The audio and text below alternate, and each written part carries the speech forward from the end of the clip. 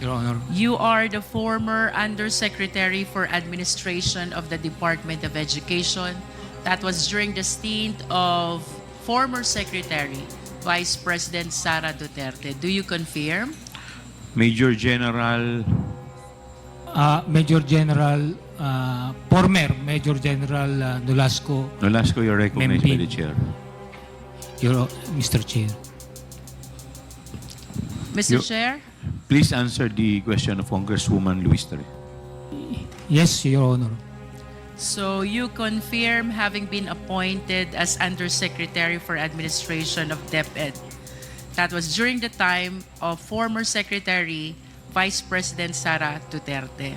Let us go back to your career in the AFP, General Mempin. Yes, Mr. Chair. Back in 2017, nasan po ba kayo, General Mempin?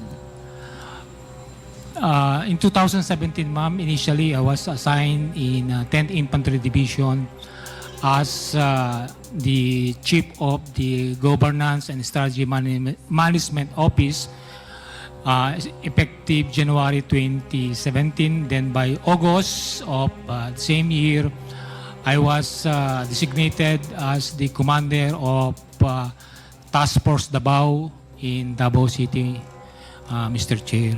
So the first appointment in 2017 was at the 10th Infantry Division. Correct, Your Honor. Pag sinabi po ba natin General Mempin, 10th Infantry Division, what areas are covered? The 10th Infantry Aguila Division covers whole of Region 11 and part of Region 12, part of Region 10, and part of Region 13, Caraga, Your Honor. And can you please cite some of the big provinces which are under these regions, General Mempin? Mr. Chair, Your Honor, for Region 11, it covers Davao City, Davao del Norte, Davao del Sur, Davao Occidental, and Davao Oriental. It also includes parts of Bukidnon, but greater part of Bukidnon is under 4th Infantry Division and part of North Cotabato, ma'am. And for Region 12, General Mempin? Region 12 is a part of Cotabato, ma'am.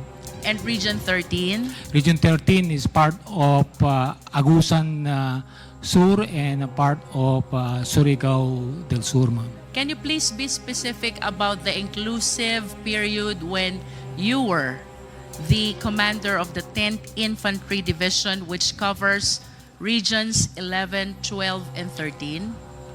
I was designated as commander of the 10th Infantry Division in February of 2022 until my retirement in January 28, 2023, ma'am.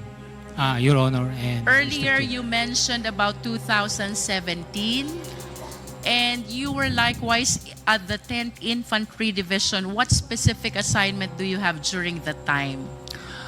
From 2017, ma'am, I was assigned as the commander of Task Force Davao, in charge of covering, actually it only covers the downtown Davao, in charge of the anti-terrorism unit of the armed forces because of the series of bombing. Because Task Force Davao was established in 2003. Then after that, in 2019, I was, after my stint at the Task Force Davao, I was designated as the commander of the 1003rd Infantry Brigade, covering parts of Davao region, specifically Davao del Norte, parts of Davao Oriental, parts of the northern or the mountainous area of Davao City, and then some parts of Bukidnon and some parts of North Cotabato, ma'am. So, would it be correct to say 2017, General Mempin, you were heading the Task Force Davao, primarily in charge with Davao City and the major parts of the Davao region. Do you confirm that? Ma'am, for clarification, Mr. Chair, during my stint as Task Force Davao, it only covers the downtown because Davao City is divided into 3 areas. It has the downtown, midtown, and the uptown. The midtown is the downtown is the central district. Then midtown and uptown are those areas. So which part are you in charge with? For 2017, ma'am, 2017 until Midtown? 2019 in Uptown or downtown? Downtown during task You force. are in charge of downtown in 2017 Until as the head of Task Force Davao. Correct, ma'am. And then Your Honor. sometime in 2019, you became in charge of the 10th Infantry Brigade covering most parts of the Davao region. Not yet, ma'am. 2019, I was designated as the brigade commander. Brigade commander is under the 10th Infantry Division still, covering Davao, some parts of Davao region, specifically Davao del Norte, Davao Oriental, and not Davao Oriental, Davao del Norte. Yes, part General, of Davao you have City. stated that Yes, ma'am. already. And then for 2022, this is the time that you were in charge of the 10th Infantry Division covering the regions 11, 12, and 13. That's correct, Your Honor, Mr. Chair. And of course, I just wish to manifest that during this time, 2017 to 2022, the president was former President Rodrigo Roa Duterte. Yes, that's correct, Your Honor, Mr. Chair. And for Davao City, the mayor during that time was our Vice President, Sara Duterte. That's correct, Your Honor, Mr. Chair. And considering that you are taking care of the regions, the provinces, and the city, which are considered the hometown of the president, may I know, was there any marching order coming from the president having assigned to those places? Actually, because as member of the armed forces, our main objective is to ensure to protect the people and secure the territory for our sovereignty. So basically for the Army or the 10th Infantry Aguila Division, our focus is on insurgency problem. While in Davao City, during my stint as Task Force Davao Commander, is for the extreme terrorism, like bombing of the extreme With all due terrorists. respect, General Mempin, I hope you will be responsive to the question because Davao, of course, is the place of the former president. So this representation is interested whether in your assignment in 2017, 2019, and 2022, all pertaining to the Davao region. Mayroon po bang specific na marching order ang presidente considering that these places are his home places? I have not received any specific instructions, but Thank you, General Mempin. I think you have answered the question already. Thank you, Your Honor. How Mr. about Chair. any marching order from the Vice President during your stint as Task Force Davao Head? The only instruction that I received during our assumption or during my assumption as Task Force Davao Commander is to have zero bombing incident, because he said if there's a bombing incident in Davao City, then you failed your mission as commander of Task Force Davao. So zero bombing, that's the specific instructions of former Mayor Sara Duterte. I wish to remind you of the article which was published in Sunstar. Ang sabi po ng ating Vice Presidente noon ay City Mayor, kayo po ang head ng Task Force Davao. Don't sleep, don't breathe, don't embarrass me. Do you confirm that? That's correct. I still have the newspaper on that, ma'am. Now, please enlighten us, walk us through. During the time that you were assigned in Davao City and the rest of the other areas of Davao region, how will you describe the peace and order situation in Davao?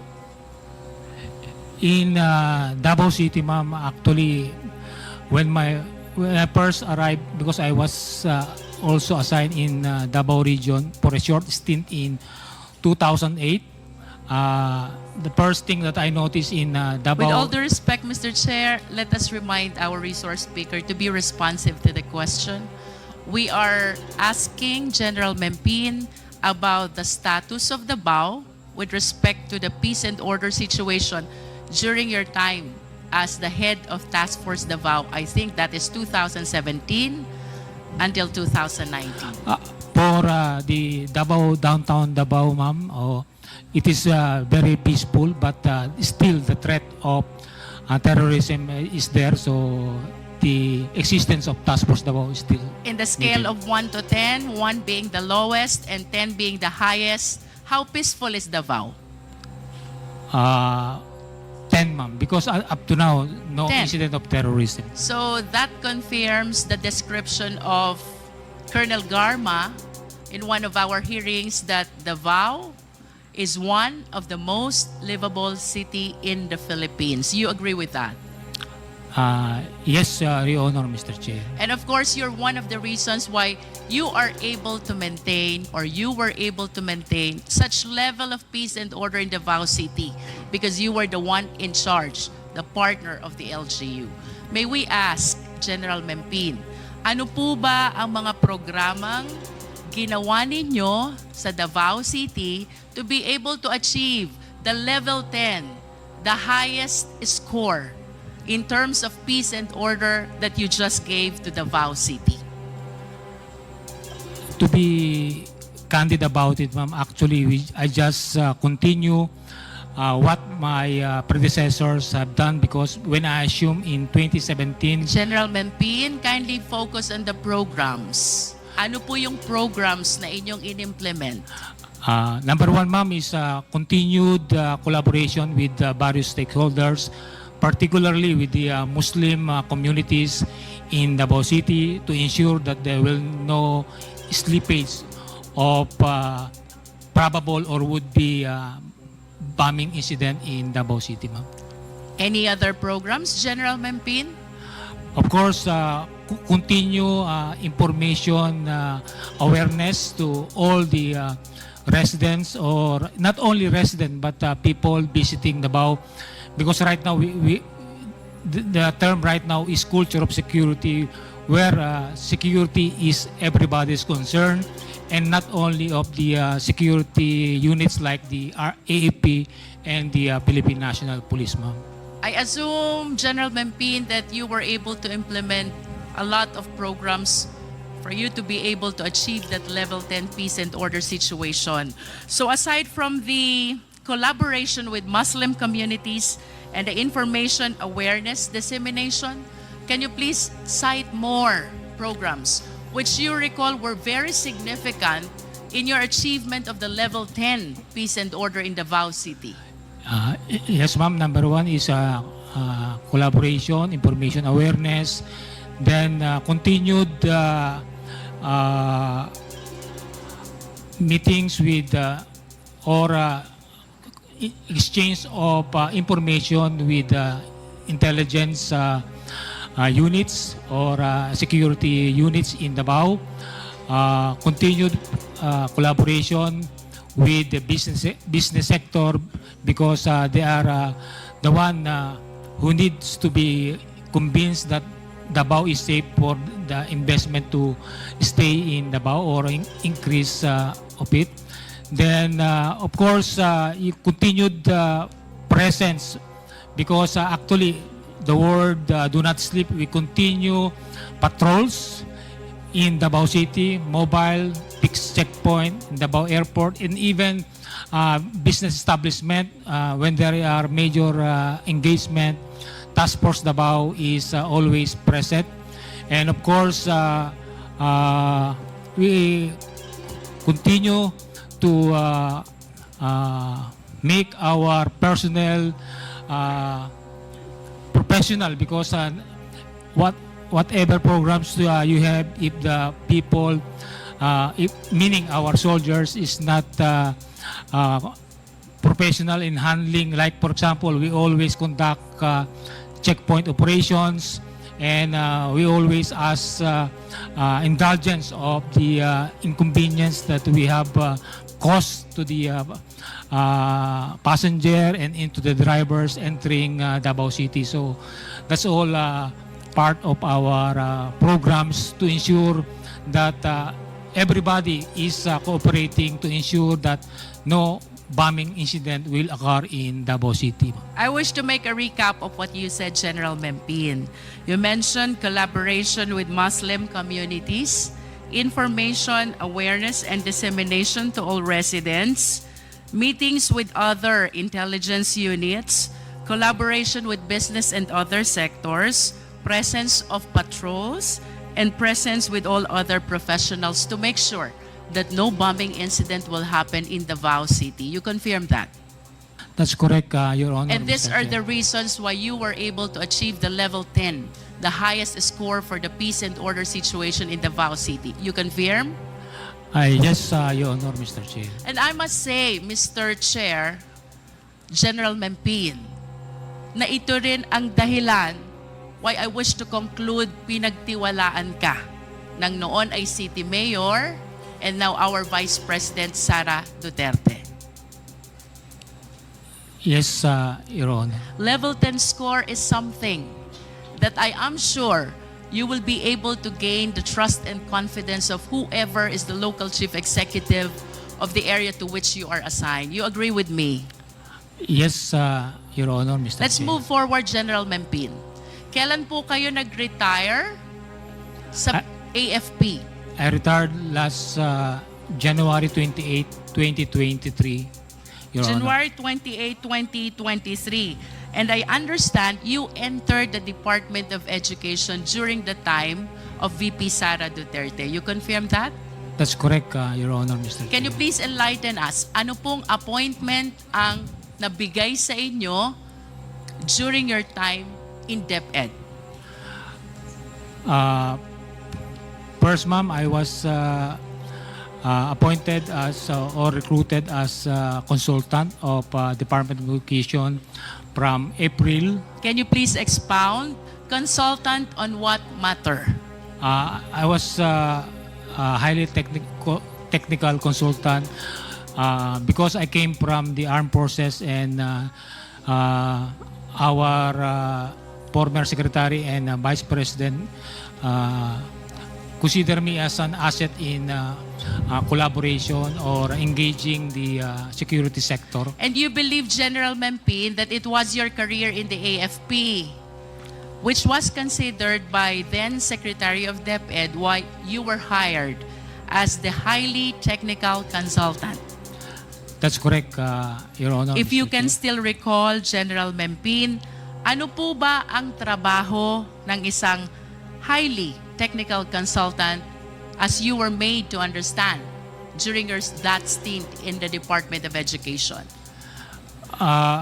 When you become a highly consultant, meaning the unit or the agency could not have it on its own personnel. That's why they could engage or hire the services of a consultant, ma'am.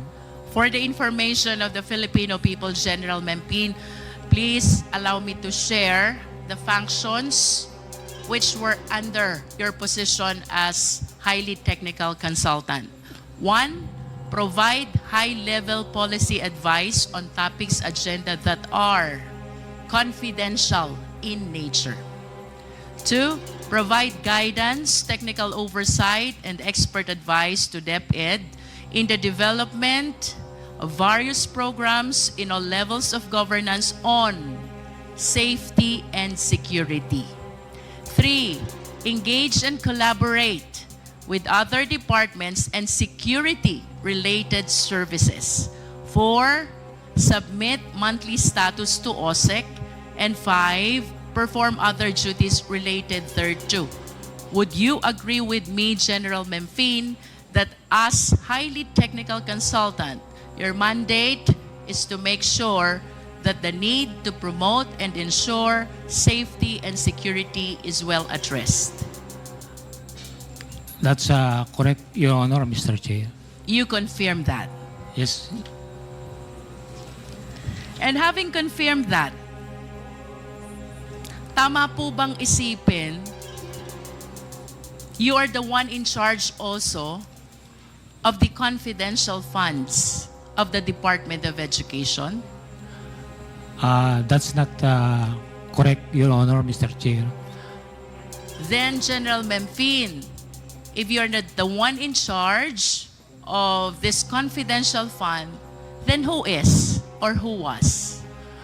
I was not aware of because I only more on because after April, May, when USEC for administration is open, I was again asked if I could, but I'm not part of the utilization or how the confidential part. But you agree with me, General Mempin, lahat ng trabaho na ibinigay sa inyo, hindi nyo ito kayang isagawa without the necessary funding. And the funding that is allowed for these purposes is, of course, the confidential fund. Do you agree with me? That's correct, Your Honor, Mr. Chair, but I have not received any instructions and also funds, for that matter, on in the performance or in the accomplishment of task given or mandate to me as the consultant, Your In Honor. other words, General Mempin, while your job description as highly technical consultant pertains to safety and security, you have no access to confidential fund and you did not give any instruction from the head of the agency. That is your statement. Do you confirm that? Yes, Your Honor. I am not part of Thank the you. utilization. Let us move of the- forward, General Mempin.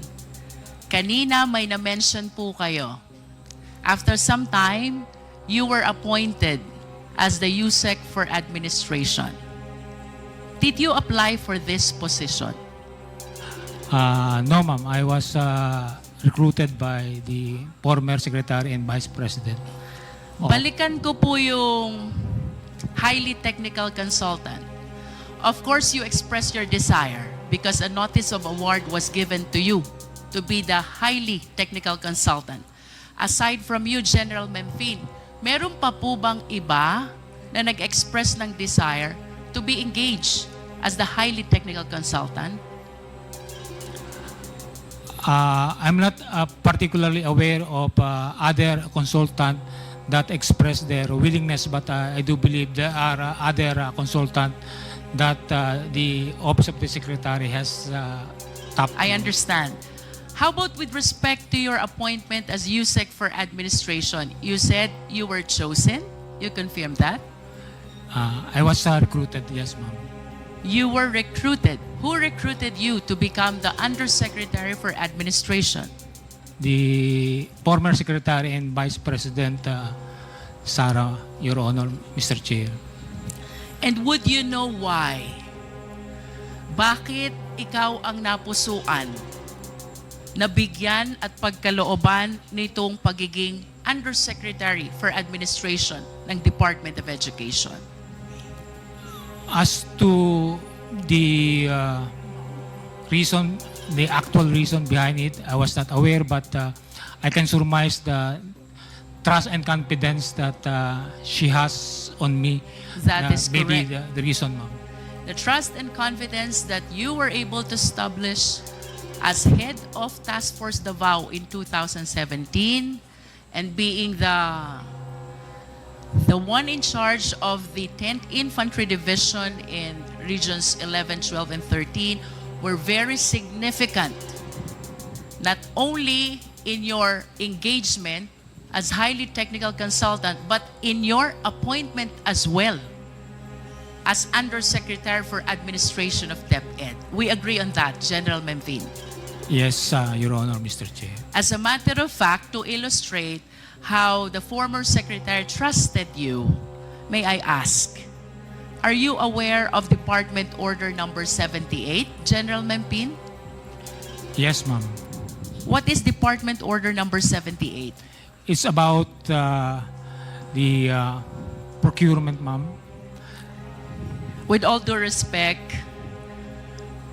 dito po sa Department number 78, ibinibigay po ang mandato na pamunuan ang Department Computerization Program sa Program Director.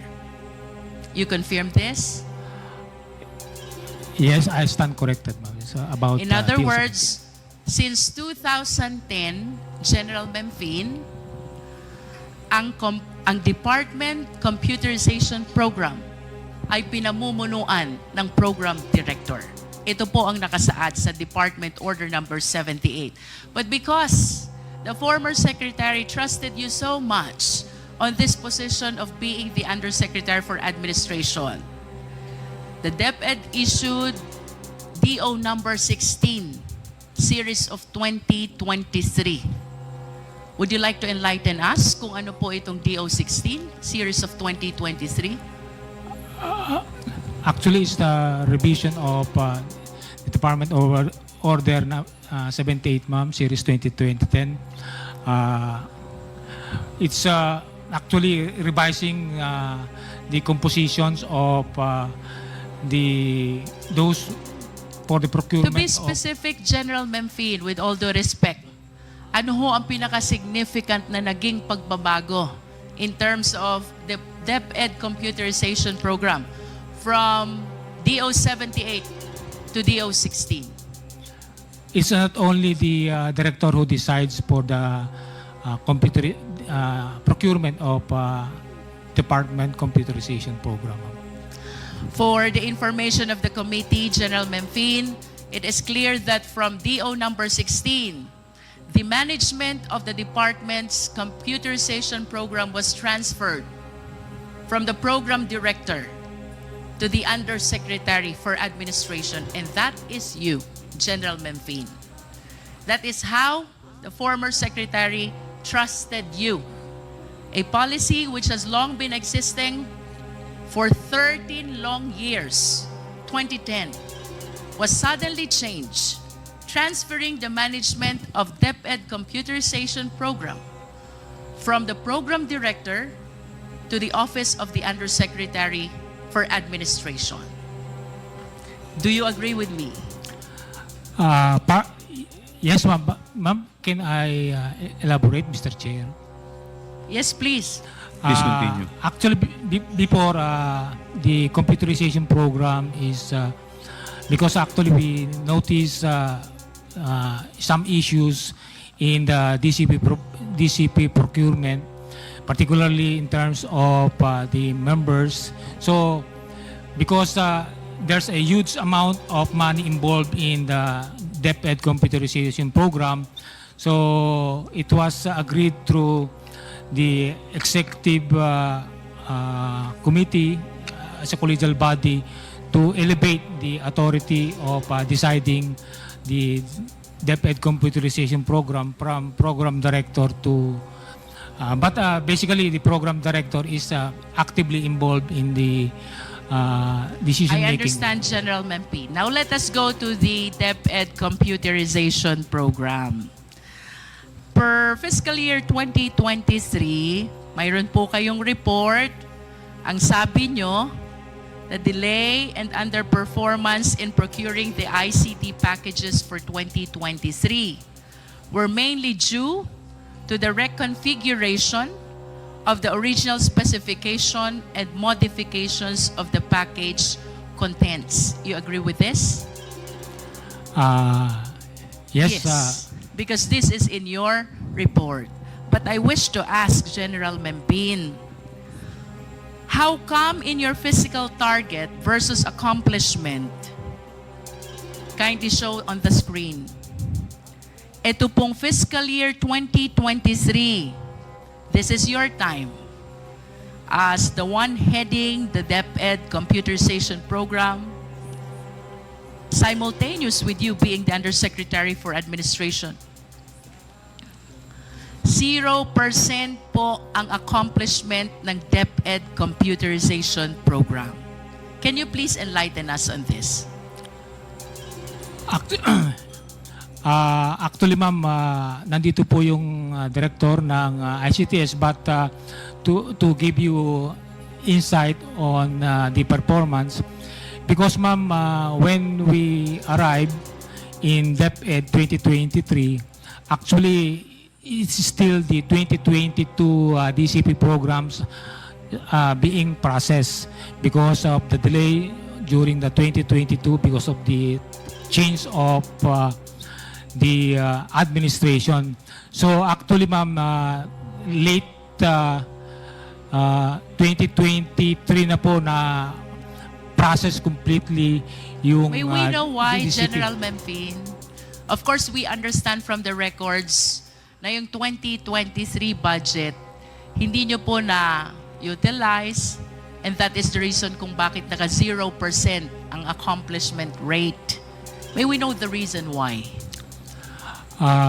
Because of the partly of the procurement process, because it has to go to the Bids and Awards Committee, and the members of the Bids and Awards Committee is still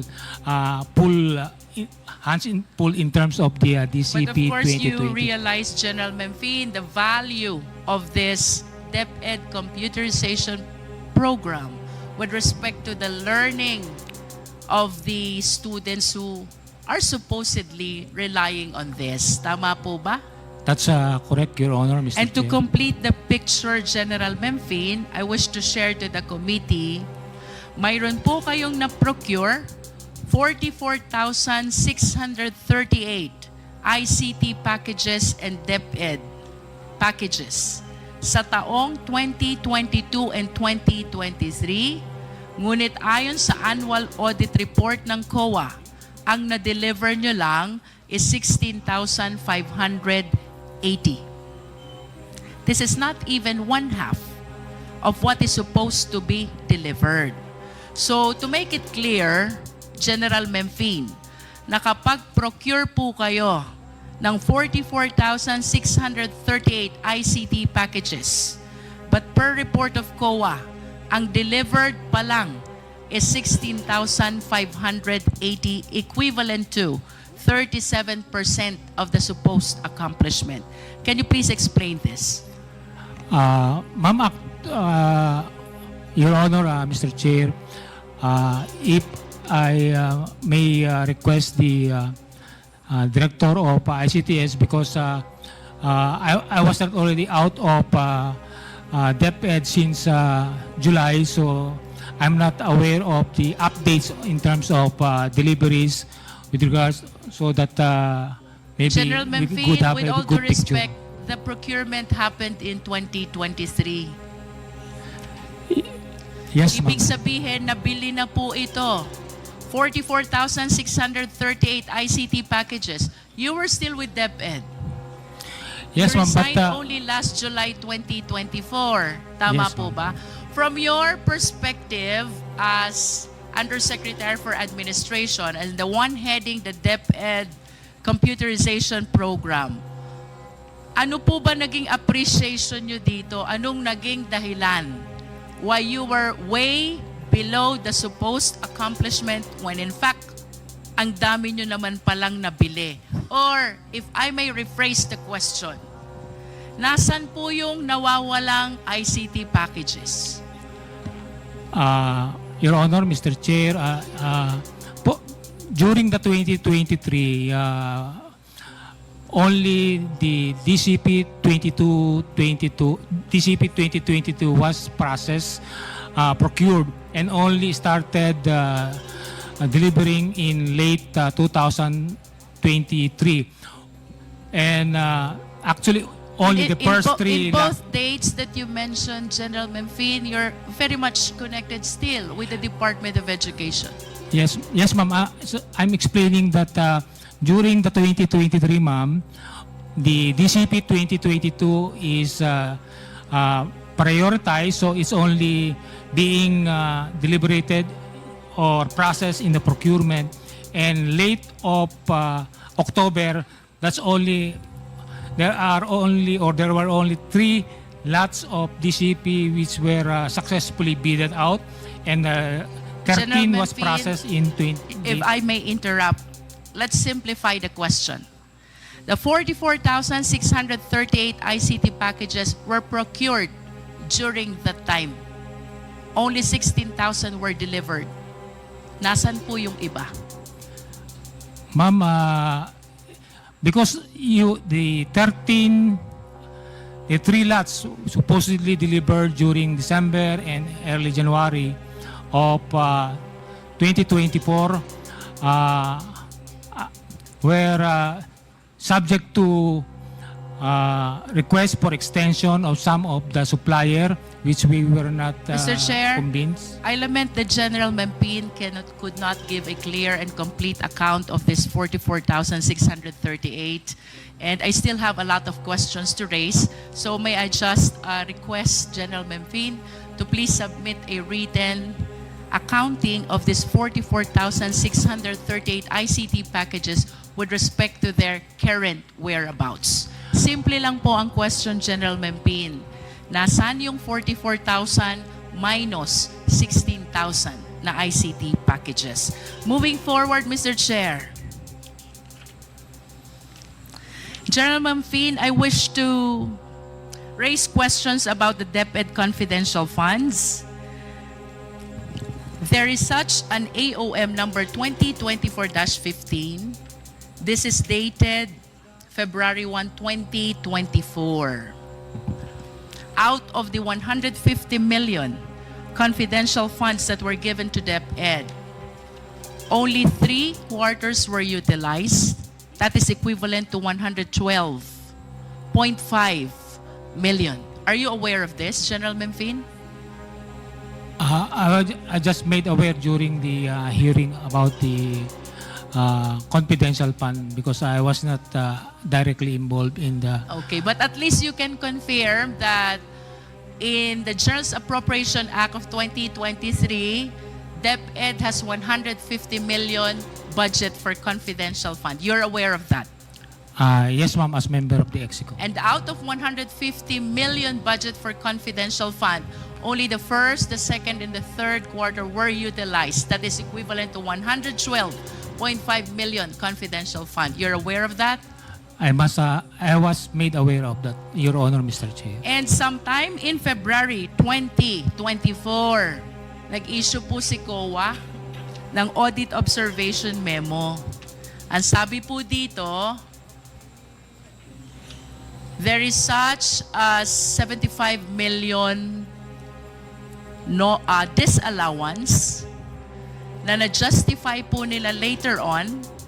And out of this 75 million, however, mayroong 15.54 million pertaining to rewards to informers na hindi pa rin po na-clear because of lack of the necessary supporting documents. Can you please enlighten us on this? Your Honor, Mr. Chair, I was not part of how the confidential fund is being utilized, so I was not aware of the discrepancy, Your Honor, Mr. Chair. I understand. Nevertheless, General Mempin, having spent a long years of career in the military, of course you are aware about what confidential fund is. Yes, Your Honor, Mr. Chair. Can you please enlighten us? What do you understand about confidential fund? Confidential funds are funds allocated for the a certain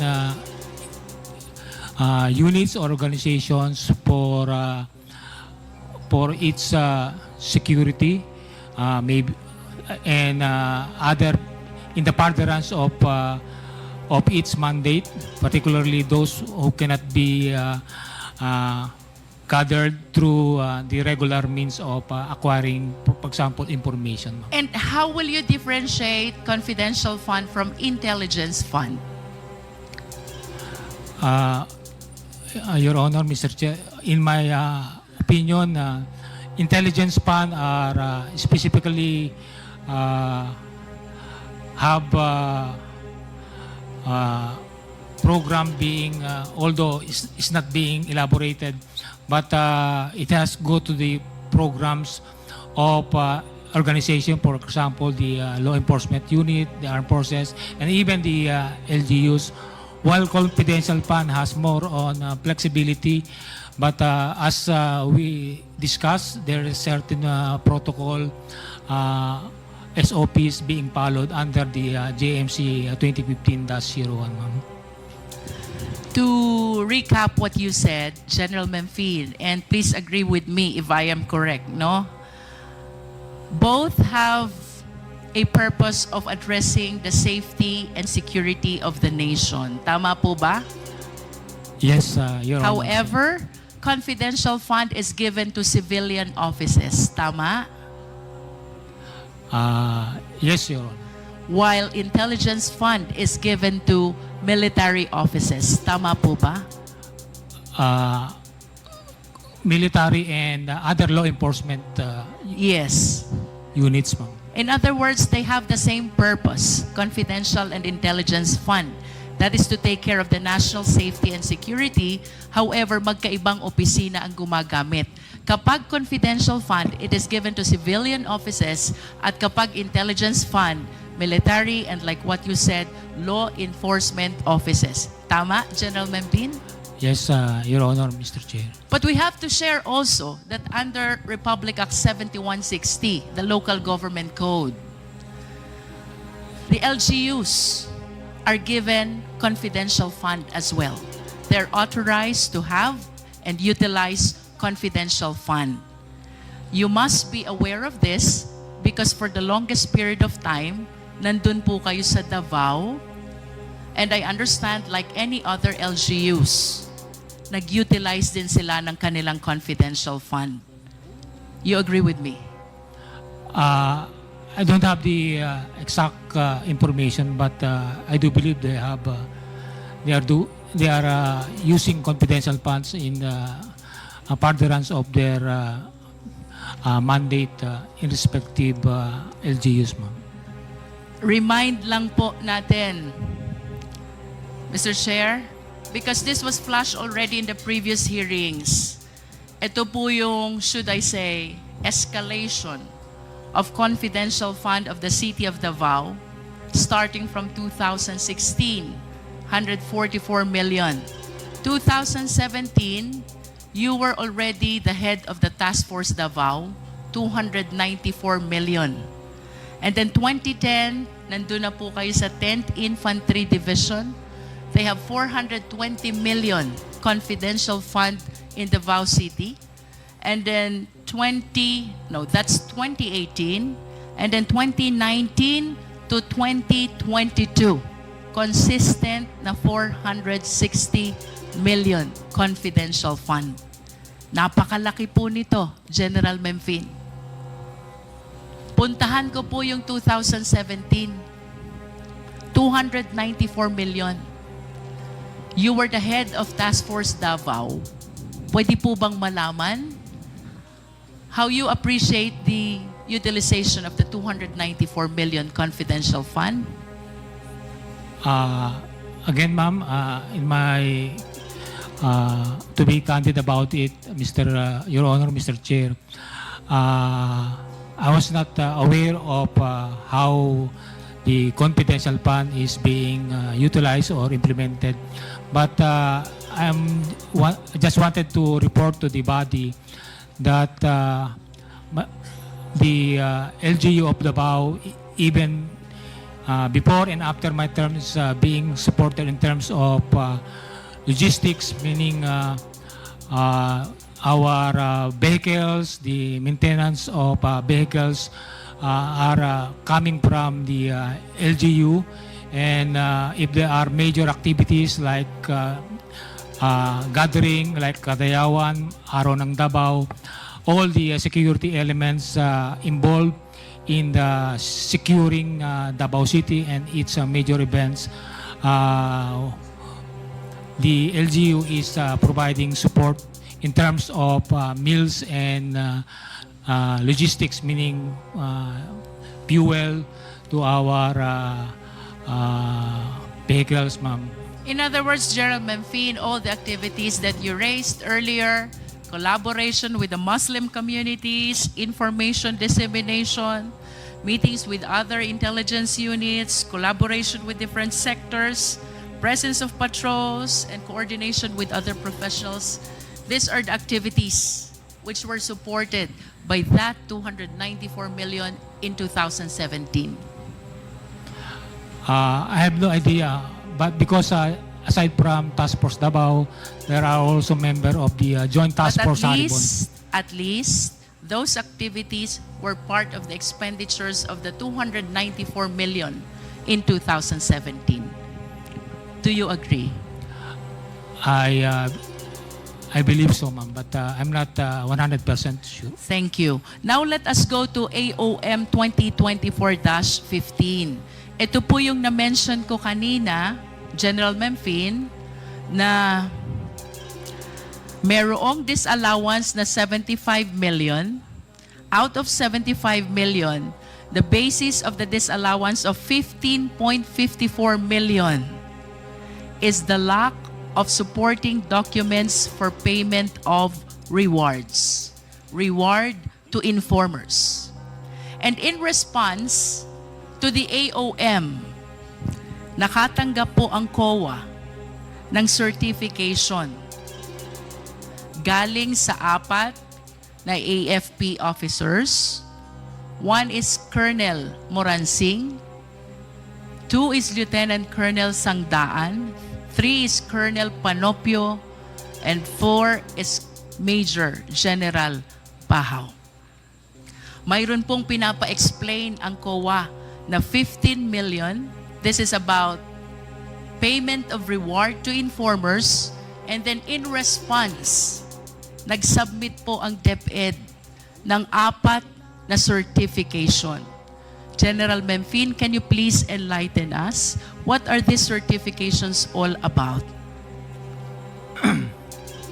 Your Honor, Mr. Chair, the certification that I was asked to coordinate with commanders on the area with regards to the conduct of the Youth Leadership Summit are present here. And I was just asked to get the feedback from these units of the Army in particular of how they conduct the Youth Leadership Summit in their respective area and how effective it in securing or ensuring that these student out of school youth and even indigenous peoples, youth of indigenous peoples are protected, no? Because that's one of the thrust of also of Department of Education, that our youth be able to be a productive citizens of our country. Thank you.